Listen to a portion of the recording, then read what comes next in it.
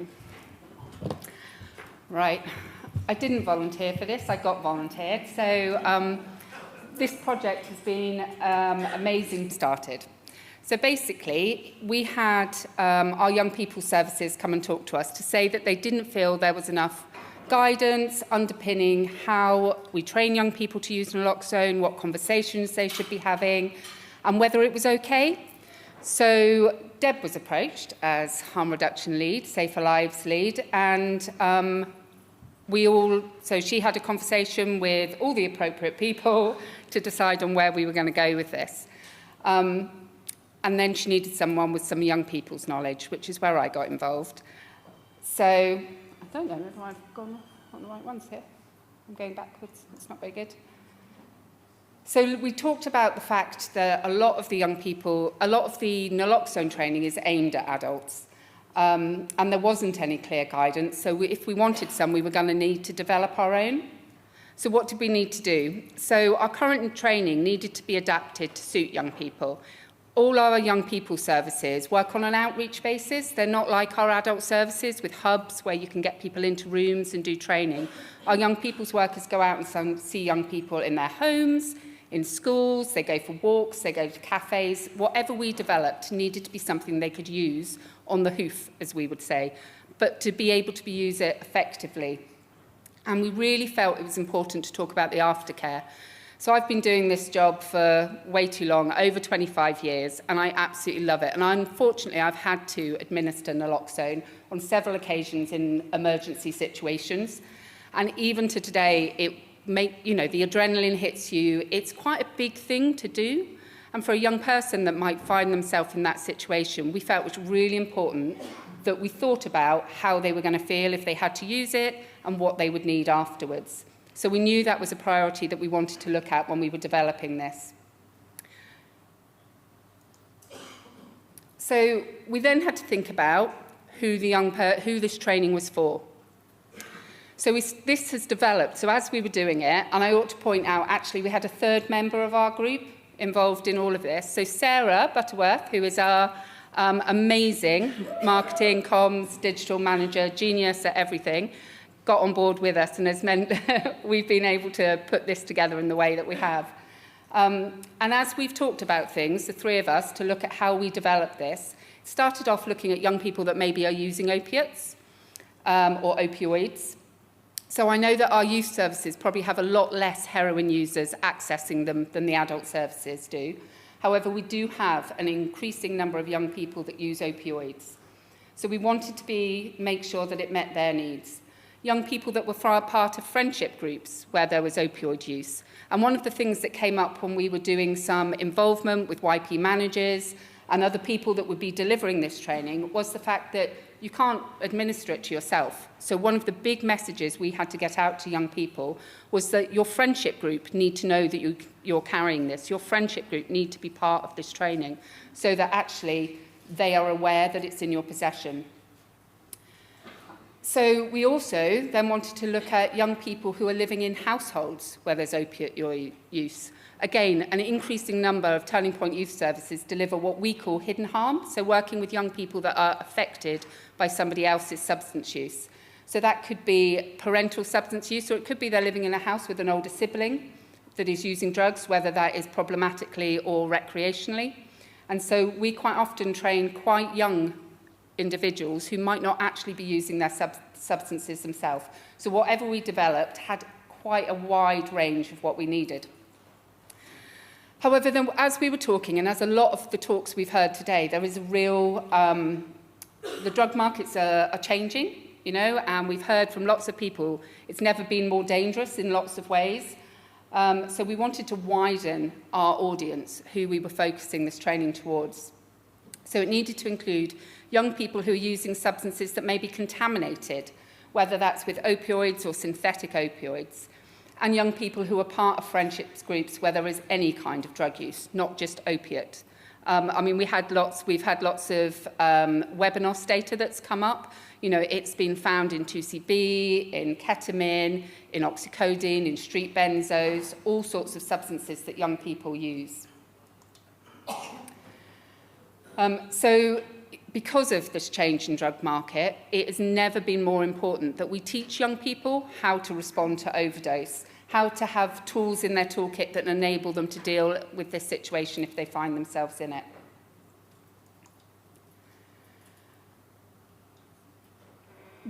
One of the issues, I guess, with the drug market is the accessibility. So one of the things I talk about a lot when I'm working with young people or people that work with young people is the change in the way that young people are accessing drugs. You know, it used to be you had to know somebody, it was behind the bike shed, it was a dodgy deal, it was a friend's friend, it was an old sibling's friend.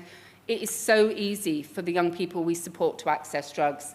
Snapchat, which I know very little about, but all of our young people use, you know, that is how they're getting their drugs. They don't necessarily know the person that is their dealer, and that really changes dynamics, because if you're getting it from a dealer that you know that you're going to see again, there is a level of accountability. When you're buying it online, when it's completely anonymous, when you've got no connection to the person that is giving you those substances, you're placing yourself even more at risk, and that risk of contamination is even more of a big deal.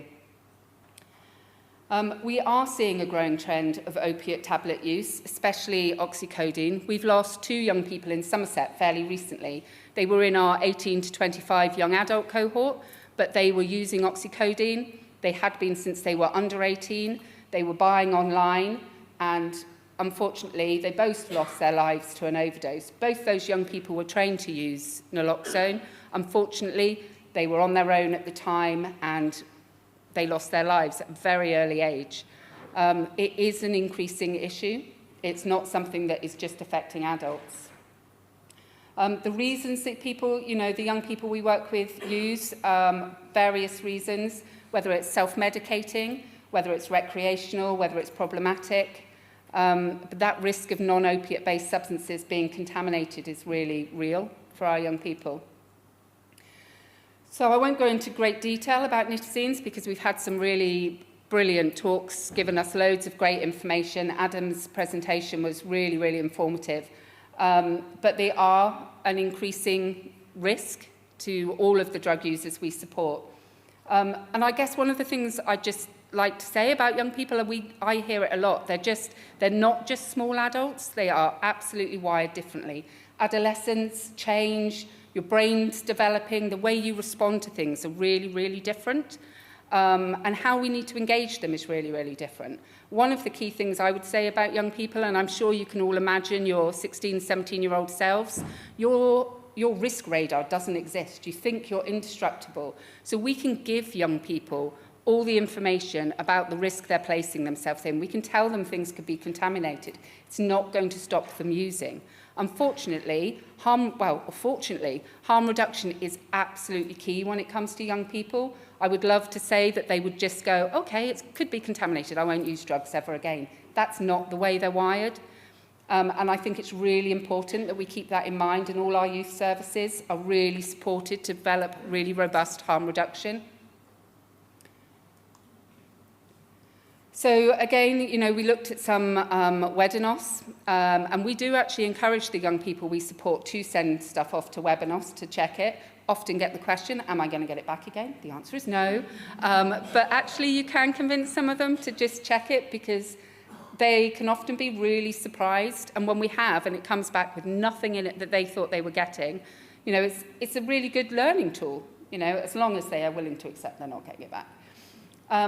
In May this year in Middlesbrough, there was a child, quite a young child, treated with naloxone after using a THC vape, and it worked, which means that THC vape was obviously not THC. So the range of substances is huge that we need to be discussing with the young people we support. Harm reduction, you know, as we've talked about earlier, borne out the response of the AIDS crisis, prioritise body autonomy. You know, we get a real kickback within our youth services around harm reduction when we're talking in schools, colleges, social workers, parents evening, because a lot of people feel that harm reduction is encouraging use, it's accepting use. It's not, they feel that actually it's taking away that option that they don't use. I think it's really important that we share the message that's not the case, and you need both of these things, you know, alongside. Absolutely, if you've got a young person it would be much better if they didn't use. It's the only way they're going to stay completely safe. However, harm reduction is a vital tool that we need to use, otherwise we lose part of the solution.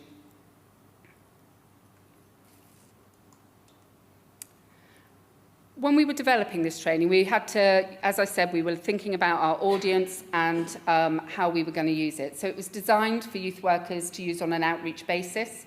It needed to be effective across a huge age range, as I say. Some of our hidden harm young people services go as young as 7, 8. So we needed to really think about what we had, and something that was adaptable, something we could add to, something we could take away from, something that could be delivered in all sorts of settings. So we got very busy. And actually, it took us a lot longer than we thought it was going to. We thought we'd have this way finished before I was stood on this stage. And actually, you know, it's been an amazing but really full-on process. So right at the beginning, we decided we wanted this to be a national project. We wanted to be able to share it with all of our Turning Point youth services. And actually, as this has gone, we'd like to share it wider than that. We'd like to share it with any drug service that's got a youth service that wants to talk to us about this approach, who's interested in it. We will happily share. I think that's really important, and it's something I've heard in this conference from everybody. Let's share, let's get this out there and, you know, use it to as much as we can. So one of the things, I don't know if some of you saw them out on the desk. There was a little bit of a coffee accident, so some of them might have got moved. But what we decided was if we developed a pack of cards that had the training resource on it, that each of our youth workers could carry this in their bag. It could be a tool that they could use with a young person. There are sections in it that can be added or removed, information about the drugs that can, and different services could create their own and add them in so that they could use it appropriately for different young people. We felt that it would be a really good tool to use. There are some that are numbered, there are some that aren't, so that actually you can use it almost like a quiz with a young person. Put this in order. What would you do first? Is this an opiate? How do you know it's an opiate? All of those kind of questions. We really wanted it, and we wanted it to look striking and engaging, which is where Sarah came in. So thank you. It wouldn't look like this if I'd been left to it. So that was amazing. So we really wanted to look at how we could create something that could be used. We wanted it to be transportable. So again, some of you will have seen them for the intramuscular naloxone. There are carry cases that people can use. We wanted something that could carry 2 Nixoids and an aftercare card. So there are these cases that we sourced. This one has a sticker on the front. If somebody wanted it plain, so it was completely unidentifiable, you could do. But inside, as you can see, there's room for the Nixoid and an aftercare card, which I will talk about in a bit more detail as we go through. So we decided it was really important to have a training video that we could use with our workers as a training tool. And so we managed to, which we produced, and again we'll go into a bit more detail and you'll get to see that further on in this presentation. So we filmed the video, and that was about how to respond to an overdose and how to administer nasal naloxone. As I say, we sourced the cases, and Deb wrote the trainer package to go alongside it.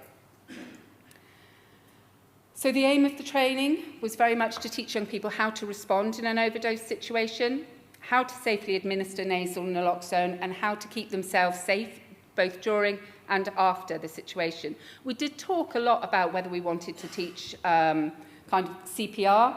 We very much decided that we didn't. We wanted to talk about the overdose, how you respond, ringing 999 being the most important thing. With a young person, if they've rung 999, the call handler is going to talk them through all the things that they needed to do. And that was the message we really wanted to get across, to take away that pressure. One of the questions we had when we were first coming up with this was, from people, we don't want to be putting pressure on young people. You know, there was this big concern that by creating this resource, we were making children responsible for the situation, and that's not what we're doing. This is a first aid intervention. It's no pressure. The big message throughout is if you've rung 999, you've done an amazing thing already, and that was what we wanted to get across. So the training package, unlike adults, young people's services are seen in locations outside of drug treatment services, and by developing the training as a deck of cards, the sessions could be delivered anywhere. The aftercare card, as I said, was really important. Some of you may have again seen them out on the table. So we've developed the card.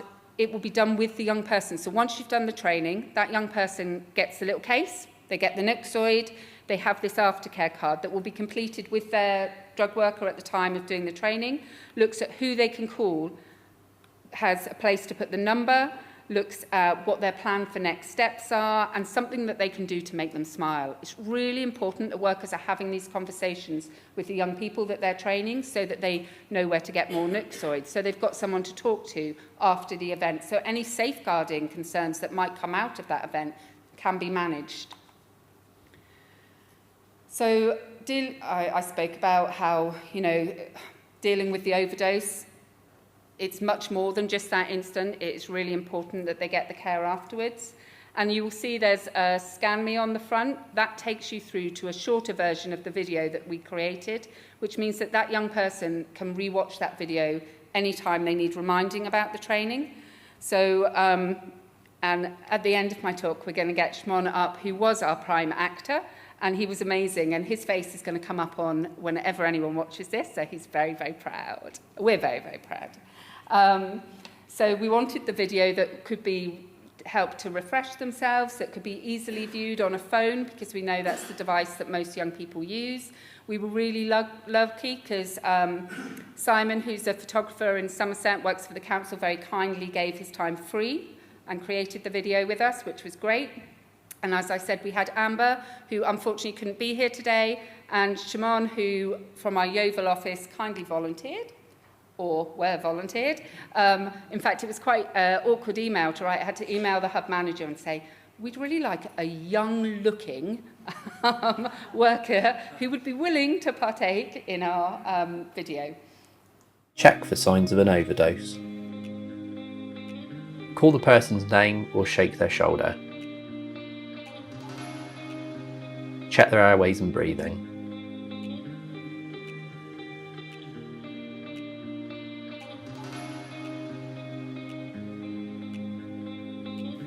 Call an ambulance. Always call 999 straight away if you think someone is experiencing an overdose.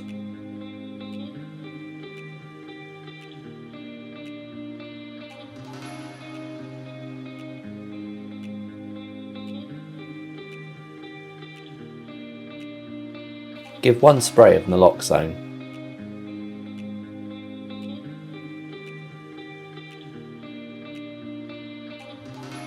With the person on their back, place one hand under their neck and tilt their head gently back. Insert the spray into a nostril and push till you hear a click. If the person is breathing, the 999 call handler may ask you to put them in the recovery position. Put them on their side in the recovery position if you know how.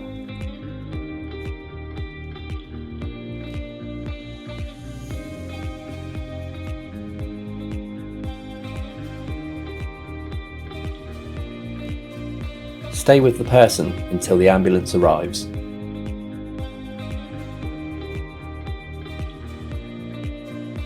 If the person is not breathing, begin CPR. If the person hasn't responded after 2 minutes, give a second dose of Naloxone.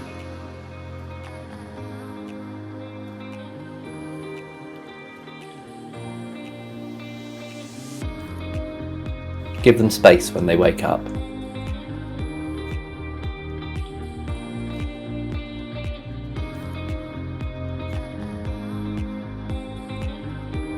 Explain what has happened and that you have given Naloxone.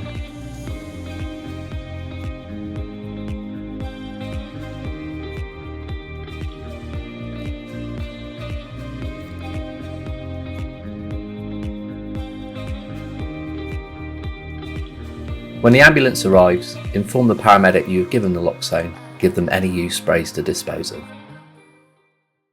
You did an amazing job.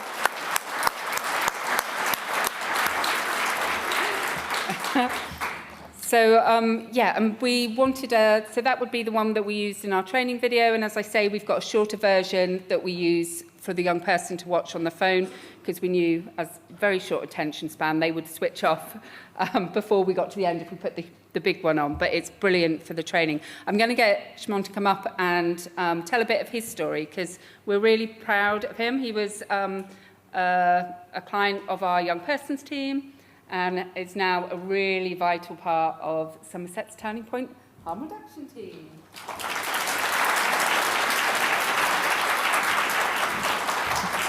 Wow, that's a lot of people. I'm really proud of this video. Substance use is something that I struggled with for many years. It was very on and off. And yeah, I've tried to do everything I can now as being a young person in recovery to now support and hopefully provide that back to the young people of our community, because it's a hard world to live in. So yeah, I really appreciate you guys and everything that you guys are doing. So it's amazing. Thank you very much.